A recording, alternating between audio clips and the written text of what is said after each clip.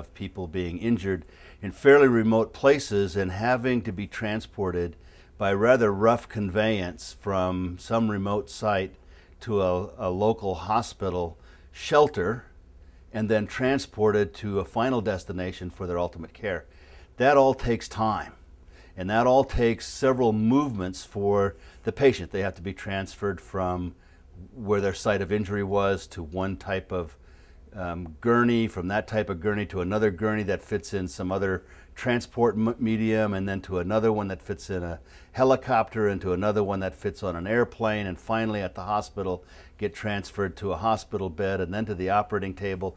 So the patients move a lot while they're trying to get to a place where they can be resuscitated.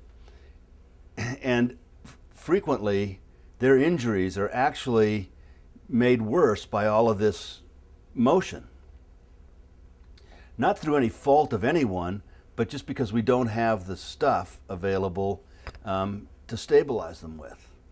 So it became intuitively obvious that if we're going to do something that's going to impact emergency care, whether it's in the battlefield or on the highway, that one of the ways that we can do that is by working on devices that can be applied in the field, that can immobilize an extremity or the patient's torso or whatever it is, so that further injury doesn't happen to the patient, and then allow them to be transferred in some form of fixed device until they finally get to the center where they're going to have their final treatment. Field immobilization devices made out of composites do offer some advantages. Currently we use fiberglass type materials or plaster materials. They're often bulky. The splint made from plaster or fiberglass requires activation with water. It often requires thick layers of the material to offer the same stability.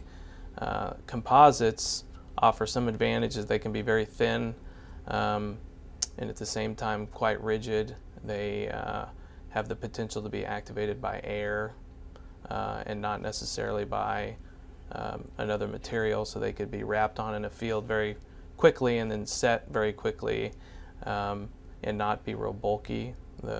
The goal would be to have something you could essentially carry in your pocket or your backpack. SIBOR has several operations, some of them short-term and some of them long-term, because one of the objectives of the whole center is that it will be self-sustaining, very much along the lines that NIAR has adopted.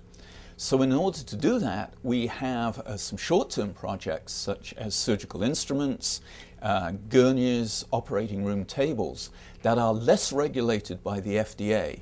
And we believe that we can get prototypes of those out within a year or two and hopefully have them in manufacturing within 3 to 5 years. It will take a much longer period of time to develop a new hip and knee implant, and we're projecting that that will take between 7 and 10 years before we're in clinical trials and final approval.